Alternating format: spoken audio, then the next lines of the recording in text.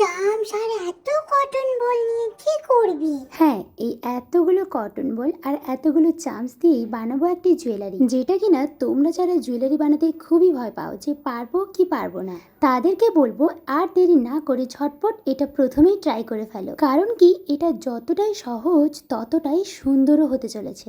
নিয়েছি ডলি সুতো, তার মধ্যে একটি করে কটন বল আর একটি করে চামচ ভরে দিয়েছি। তারপর সুতোর মধ্যে গ্লু লাগিয়ে এইভাবে পেঁচিয়ে পেঁচিয়ে দুটো মুখ বন্ধ করতে হবে। এই কাজটি কিন্তু অবশ্যই ভালো করে করো, নয়তো খুলে যেতে পারে। তারপর এই দেখো, এই টার্সেলটি নিয়ে এর মধ্যে লাগিয়ে নেব। তাহলেই দেখো জুয়েলারিটি কমপ্লিট। তবে টার্সেল লাগানোর জন্য তোমরা সেলাই করেও করতে পারো বা জাম্পরিং এর সাহায্যে লাগাতে পারো। আমি সেলাই করেই করেছি। কি মনে হচ্ছে না এটা খুব সহজেই তোমরা বানিয়ে নিতে পারবে? আর তার পাশাপাশি ইয়াররিং গুলোও কিন্তু খুব সহজেই বানিয়ে নিতে পারবে। তো আর একেবারেই দেরি না করে ঝটপট লেগে পড়ো। তবে অবশ্যই আমার বানানো জুয়েলারিটি তোমাদের কেমন লাগলো জানাতে একদম ভুলো না। আমি কোনো রকম ম্যাচিং ছাড়াই এই শাড়ির সাথে জুয়েলারিটি শেয়ার করলাম। তো কেমন লাগলো অবশ্যই জানিও। চলো দেখা হবে নতুন কোনো একটি ভিডিওটিতে। সবাই খুব ভালো থেকো, টাটা।